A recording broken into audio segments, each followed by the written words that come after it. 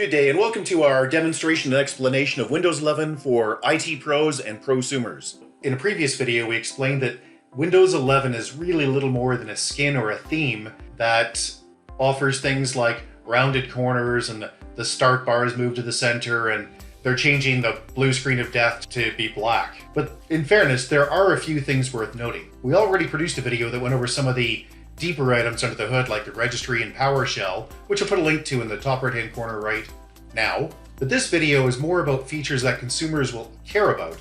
First, before we get into specifics, let's consider why Microsoft would rebrand from Windows 10 to Windows 11. The change does give them leeway to make more visual alterations to the GUI, but we suspect the real impetus might have something to do with their corporate licensing, in which companies pay 1/3 to 1/4 of the price of software every single year, and they get the next version without having a lump sum cost. It spreads the costs out, and that makes lots of sense when there's a new version every 2 or 3 years, but it makes no sense at all when the name doesn't change and it has free upgrades forever. We don't have actual numbers because Microsoft doesn't release them, but we suspect that the Windows 10 software assurance fees have been dropping pretty heartily in the last few years. We think it's very possible that the Windows 11 free upgrade program will not apply to corporate or education SKUs, and the logic for that is to punish corporations that have not bought software assurance.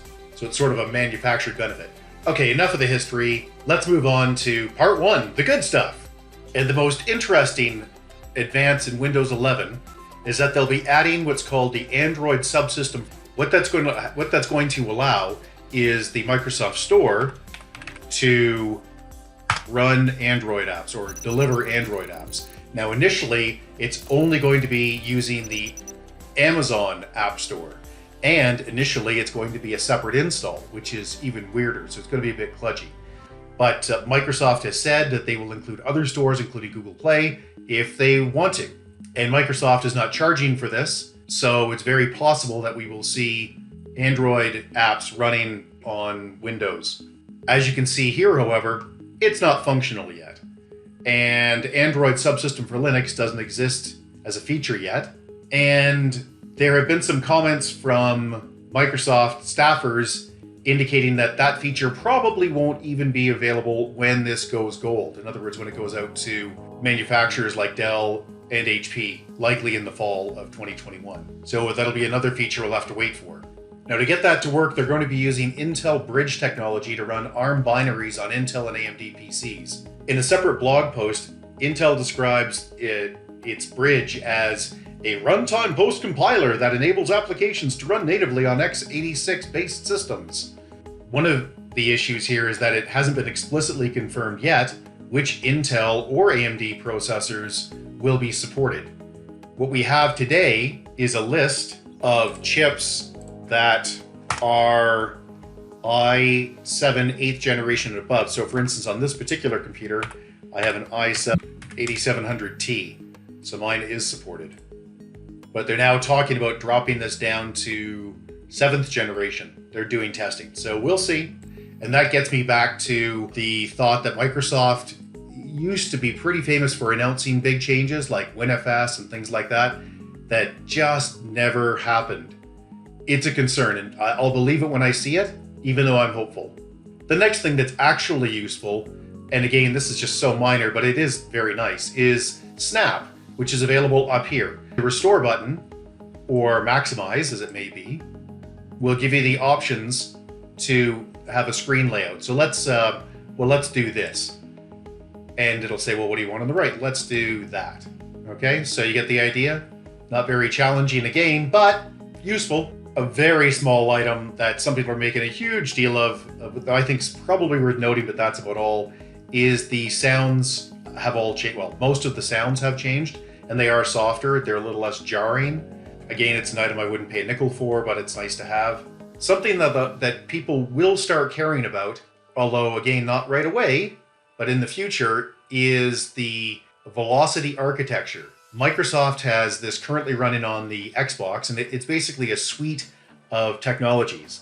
The first feature that they're bringing to Windows 11 from the velocity architecture is called direct storage. And you think, oh, this sounds like some bean counter stuff, some IT pro stuff. Well, it is, but let me explain it because it's not that hard to understand and it's pretty cool. So when you run a piece of software that requires something from the hard drive, from storage, from your SSD or spinning disk, or whatever it is, a bunch of acknowledgements have to go back and forth. So data gets transmitted, then an acknowledgement goes back to let it know that it's been received in good order, much like a network card. However, the vast majority of those are pointless. And so direct storage allows the system to ignore those requests, and it makes everything substantially faster. So the reason I poo-pooed this and said, well, it won't be coming right away is, well, you need the hardware to support it. And right now, no hardware supports it. But in 2022, it will happen. I believe that all of these features will come out probably within the next year or so in Windows 11, although they've said nothing about it. This hardware compression, decompression, these things make enormous differences to performance. On the Xbox, well, here we go, look at this. Testing has shown that loading graphics can be up to 100 times faster. And it's not magic. They're doing things like, in the background of an image, all of the details don't need to be there. You can't see them anyway. So why spend the time to load a giant amount of data and only display a small amount of it? And the technology now is smart enough to tell your storage device, your SSD or your hard drive, what portions of that graphic it needs. Anyway, that's stuff for the future again. I'd like to interject for just 10 seconds and ask you to click like if you found this video useful. Our site is dedicated to explaining technology in simple ways and providing cookbook answers for technical problems. We spend a lot of time on Windows 10 and Windows Server. We spend a lot of time on Azure, Office 365, but mostly our products are about how-tos. Lots and lots of cookbooks, like how to uninstall something when it's stuck. If you would click subscribe, we would greatly appreciate it. It really helps us with the Google algorithm. Thanks for your help, and back to the show. Another item is Internet Explorer. So Internet Explorer, they have, in Windows 10, Microsoft Edge provided Internet Explorer 11 mode, which was basically a list of known websites that needed to have Internet Explorer. And what would happen is Edge would run IE Explorer.exe in the background and present it as being in Edge, but it really wasn't Edge. But you still could launch Internet Explorer directly if you wanted to. In Windows 11, check this out. See Program Files Internet Explorer, you'll see iExplorer is still there. Watch what happens when you double click on it. It launches Credge. Well, I say Credge. It's basic, in case you don't already know, Edge is excellent, and one of the reasons it's excellent is because it's actually Chrome. Help and about. There you go. Now, if you think you're a smarty pants and you'll do some sort of compatibility mode setting, take a look at what they've done here. If you right-click on it and you go to Properties, compatibility mode isn't even an option. Now, just for fun, I compared this build to my latest Windows 10 build, and all I've done is increase the minor build number a few digits. And instead of being 800K, it's 825K now. And you think, oh, compatibility mode's just gone probably for Windows 11. Now, let's take a look. 7-zip, for instance, I can get that to run in compatibility mode. Yeah, so they're making it very difficult to use Internet Explorer 11. One other item that's very helpful is if you right-click on anything, the context menu pops up. And you think, context menu, really? That's going to be the interesting part? Well, I think so. They've cleaned it up. Basically, one of the big issues was having delete and rename side by side. And as you can see here, that's rename, that's share, and that's delete. So they've moved it. Also, this menu is just easier to see. There's more space between items. It's just happier. And if I select show more, I get the old menu because there's an awful lot more there. One of the things I liked is right-clicking and open a Windows terminal. Now, this feature is available in Windows 10. I've had it running on Windows 10 already. It's just something you download. And in case you're wondering what Windows Terminal is, it's a replacement for the command shell. So we used to have CMD, right, the command prompt, and then that changed to PowerShell. PowerShell added a whole pile of commands. And now when I right-click on the Start button, I get Windows Terminal in Windows 11. If I install Windows Terminal in Windows 10, it also changes this right-click menu to have these two options. So let's just show you this very quickly. Windows Terminal is to PowerShell what PowerShell was to command prompt, which is it does virtually all of the same things plus a whole lot more. Specifically, you can run Linux commands in it, among other things. So it's pretty cool. And as you can see, it came out of, well, they started releasing versions of it last fall, last summer, something like that. Another feature that's a bit weedy and a bit too techy for most people, but you'll start to appreciate it, is something called DRR, which is Dynamic Refresh Rate. And this is going to be available on laptops and tablets. And what it will do is reduce the refresh rate. You think, what's a refresh rate? It's just the number of times per second that your screen updates. So the more times it updates, the smoother it is. 60 cycles a second is pretty normal, but now a lot of things are doing 120. What's the problem with 120? It uses a lot of electricity. Is that a problem? Only when you're on a laptop and you're getting low on power. So DRR will allow the refresh rate to change automatically, but the video card has to support it, the driver has to support it, and the apps have to support it. So again, you're not going to see this until a year or two from now.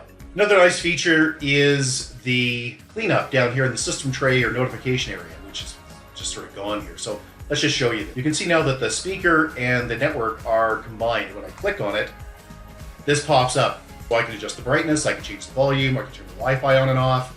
I can make other changes, including being able to remove items from here. So look, I can go into here and I can select the pencil and I can just move things around. I can also remove items. So say I don't want accessibility, I can get rid of that.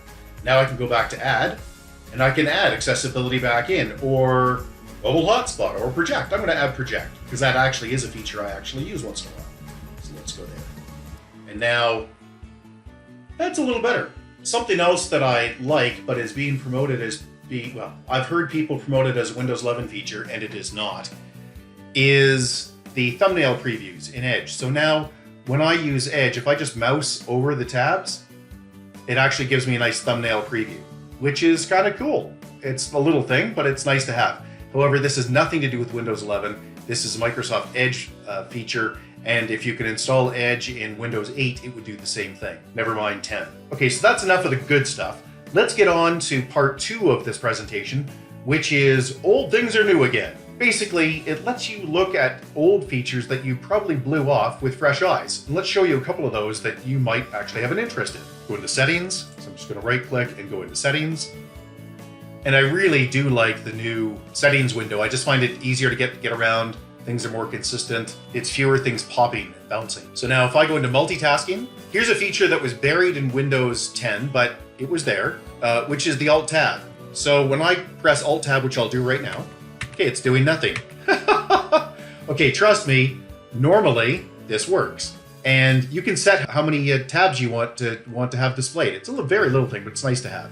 A big one for me, personally, is accessibility. And I'm not handicapped in any way, unless you talk to my ex-wife, but that's a different story. The feature I'm talking about is the scroll bars. I really hate hidden scroll bars. And sure, it's cleaner and it's prettier, but it doesn't tell me what's going on. I want freaking scroll bars when they're available. So we click on Visual Effects, and I think it's the first item. There it is.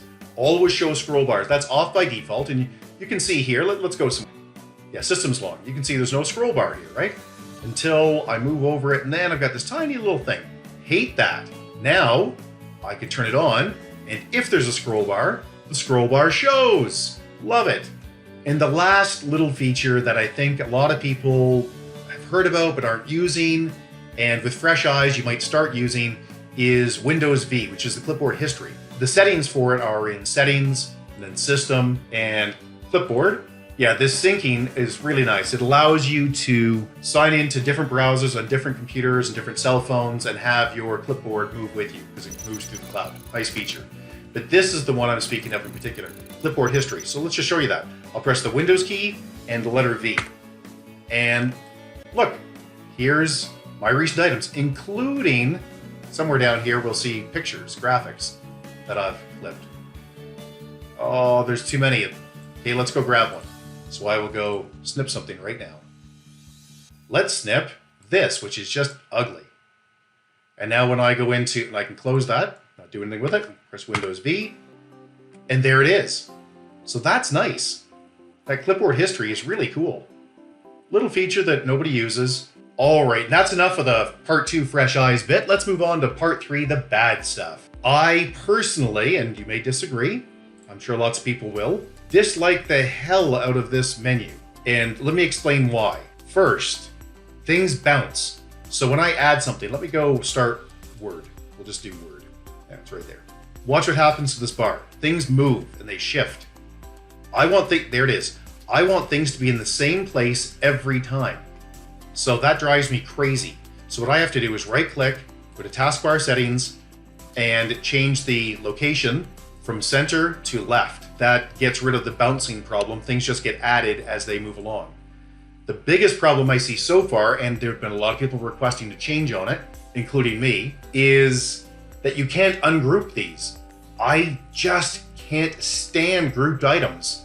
I run a lot of things and I run a lot of screens, and because I have the taskbar set to display where the window is open, I can fit all my stuff on different screens, and it works really great. Things are grouped, they are cluttered and messy, so it just gets under my skin. So look, I'll launch another browser session here. I've got this, and if I launch another browser session, right? I just hate this. I just want the 3 of them to show up at the bottom here. I hate, and hate's a strong word. You don't use it very often, but I hate having these things grouped. It just gets under my skin. Also, the control panel still exists, and you think, well, that's not so bad. Okay, what it tells you though is they haven't finished moving all of this stuff over to the new interface. This is still roughly what was here in Windows 95. Can you please get everything out of here recoded into the new settings page? Now, personally, because I sometimes call CPLs, which are what each of those little programs were, CPL files, like mouse.cpl, because I sometimes call those directly, I'm all for them leaving the CPLs there. Just get rid of the links. Okay, that was weird that didn't come up, but regardless, please leave the CPLs there. Just get rid of the control panel. It just tells you they still haven't finished doing the work, so that's why that's bad. There was lots of talk about having the snipping tool support scrolling, but guess what? Still doesn't do it. So if you have a page on the web that you need to scroll down and take a snip of, yeah, you're going to need to either take 2 snips, put them together, or you're going to need to download a utility, which is nutty after all of these years. The snipping tool didn't do it, and now Snip and Sketch doesn't do it. Another item, they still don't have the hardware checker available. And you think, the hardware checker, why do I care about that? Well, because if you're changing from Windows 10 to Windows 11, not everything is going to work. In fact, as it stands today, 7th generation Intel CPUs are not going to upgrade. And you think 7th generation, who's got that? Well, believe it or not, you can still buy some Microsoft Surface products that run 7th generation Intel CPUs. So this isn't some ancient stuff. This is stuff you can go to a store and buy today that won't work. That's not funny. Now, just before we wrap up, we should mention a few things about security. So we've gone through Defender pretty much line by line. And for those of you who think Defender's garbage, you're wrong. Windows Defender consistently comes up in the middle of the pack for antivirus. Personally, what I do, we run Windows Defender on personal desktops, and SCEP, which is System Center Endpoint Protection, which is just managed version of Defender, in the corporations I run. It's free, it doesn't blow your machine up, and it works very well. However, there were some new features expected, and maybe they'll come out, but they're not here yet. I've been through almost every setting in here. I'm sure I've missed some, and I have not found a new setting. I've seen things moved, but not actually new features. What has changed with the words Microsoft Defender is Microsoft has released something called Microsoft Defender for Office 365, which is now Microsoft 365. So it will be called Microsoft Defender for Microsoft 365. The idea is that extends secure by default transport rules and things into Exchange for email and bits like that. But that's really a different product, so don't get confused when you hear about that. Microsoft Defender for Microsoft 365 or Office 365 is not the Windows Defender that's on your desktop. And as we pointed out, a bunch of the other things that people talk about, as being nifty new features are not nifty new features. A feature people talk about quite a lot is widgets or widgets. This widget is not new. This widget is, if you have Windows 10, it's sitting in the bottom right-hand corner of your screen if you have a recent build of Windows 10. If, however, you are new to this, Let me just show you the cool feature, but again, know that this is not new. So for instance, let's find something here I don't care about. I don't care about sports particularly, so let's click on this one. I'm going to press the X, and it's going to say, am I not interested in this story? Or I'm not interested in anything from the sporting news. I'm not interested in anything from the sporting news, so I'll click on that, and I'll click refresh my feed, and the AI will learn what I like over time as I dump things, and it will give me things that I do like that I haven't asked for before, which is pretty cool. As we've pointed out in our previous video, the registry is pretty much the same. Task Manager is pretty much the same. Oh, that's right, here's something that they've removed. So when you right click on the taskbar now, you don't get a context menu, you just get taskbar settings. So in my case, I have to press Control-Alt-Delete, click Task Manager, and then Task Manager comes up. And it's the same old thing. I can fewer details this and make it small, but that's almost useless. So Event Viewer is the same, and so is Task Scheduler. No big changes there either. And let's leave it on a bright note here. When I go to System now, it brings up my desktop, it brings up my benefits, it brings up my OneDrive, although you'll notice here OneDrive is wrong. I am signed into OneDrive. I'm just signed into my corporate OneDrive. And it tells me what my Windows Update stuff, which is kind of nice. So we'll just leave that on a positive note. So as you can see, Windows 11 holds some promise for new features, but those features aren't in the previews, they're not in the betas, and they probably aren't going to be in the release versions. So while Windows 11 provides some interesting theme changes and, minor things like rounded corners, there's not a whole lot here for IT pros or prosumers to break a sweat over. And we don't think that there's going to be a big push in corporations to change out. There will be some pretty cool hardware changes coming in the future that require Windows 11, and Windows 11 requires that hardware to get the cool new features functional. But that's, again, in the future, and that could be as much as a year or two. So if you're like me, you need the new thing, you're going to want to download it and get it running. On the other hand, there's nothing shocking here. If you found this video useful or you liked it at all, please click like, really appreciate it. If you like this type of thing, please click subscribe, super helpful with Google algorithms. If you have a question, put it in the comments section below, and you can always get a hold of us at www.urtech.ca. That's www.urtech.ca. Thanks, and have a great day. Bye-bye.